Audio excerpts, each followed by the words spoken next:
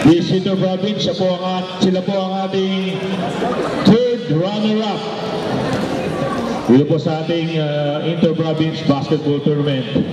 And to give the award, the President of Iposa, Coach Alex, the Vice President for Finance. Our second runner-up, of course, goes to Team Davao Eagles, headed by Mr. Paulo Manalo, ang kanilang team manager, team owner of Davao. Yan, first to get the medal, Tata Candido. Yan, Flores. Manalo, nasan si yun, Canillo. Yan, the big guy, the unstoppable Erolon, muntik na. Muntik na sila nakaabot sa finals. Muntik na, twice to beat nila ang Bulacan. Muntik din nilang na twice to beat ang Lusan. Of course, isa lang ang mananalo. Roby. Yan. To be awarded by our sponsor, Brian Naval of Cebuana Lulier. Wherever you may be, there's a pickup station back home that provides ultimate service, Cebuana Lulier. And now, our medical five, selected by some of the players and the technical committee. We start with our best guard, to be awarded by, again, Coach Alex, our beloved President of Iposa.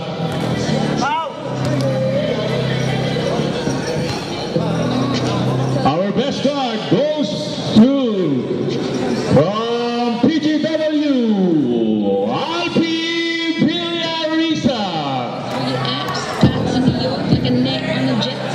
Kahit sino po dyan, buhat siya. Yan.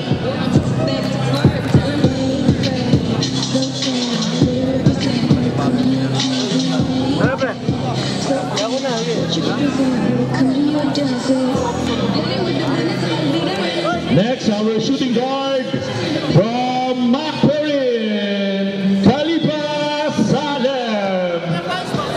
Khalifa is also not around. Papadala na lang po natin yan sa Macquarie.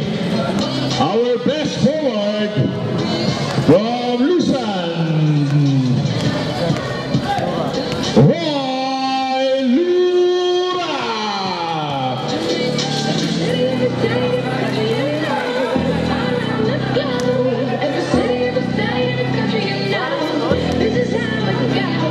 Coach, tell them where I'm at on the flag to the everything back up, move it on the track, my girls are stacked. next, our best forward from Lusan, Dominic Senisa.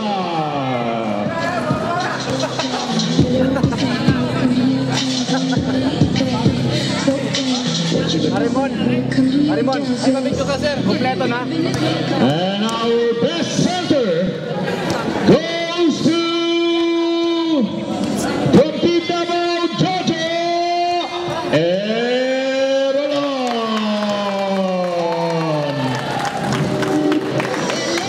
Nabitin lang eh.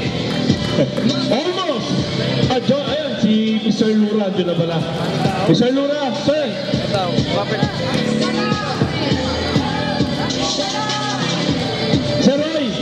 Sir Roy Lura, please.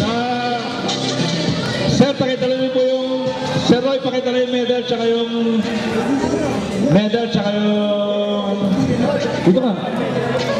Ito muna, medical type natin, dito lang muna tayo.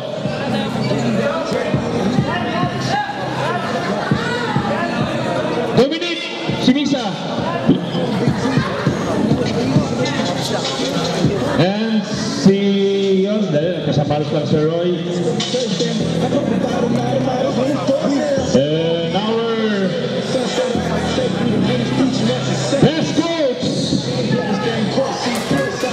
our best coach